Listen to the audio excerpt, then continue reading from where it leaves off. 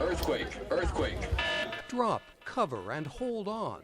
Those are the instructions for an earthquake. In Southern California, the simulated quake had its epicenter at Biola University. Its goal is education, says Los Angeles County Fire Captain Tom Richards. We're training today to prepare for a major earthquake, and our goal is to stress to the citizens of the County of Los Angeles, and everywhere for that matter, to prepare. Students enacted the roles of the injured and the dead.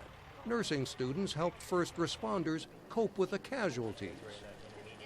It was a realistic scenario for students who entered an earthquake simulator. A truck with hydraulic lifts that create violent shaking.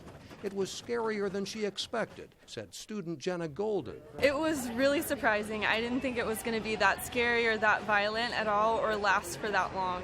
The simulated earthquake was magnitude 6.7, the same as the deadly quake that shook the Los Angeles suburb of Northridge 20 years ago. But most of these students are too young to remember it. 17-year-old Desiree Sanchez got a close-up look at a frightening scenario that she more often sees on newscasts. We always hear about it everywhere else, but we never hear about it here. Geologist Dale Schneeberger of Biola University explains that earthquakes are caused by a region's setting on the boundary of two plates of the Earth's crust, which press against each other.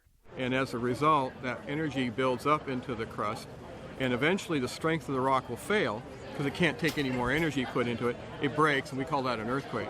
The dramatic reenactment reminds us of the many hazards of nature, says Greg Rennick of the California Governor's Office of Emergency Services. We also have a high fire risk. When winter does come, we have the risk of flooding. And there is a 60% chance of rain within the hour.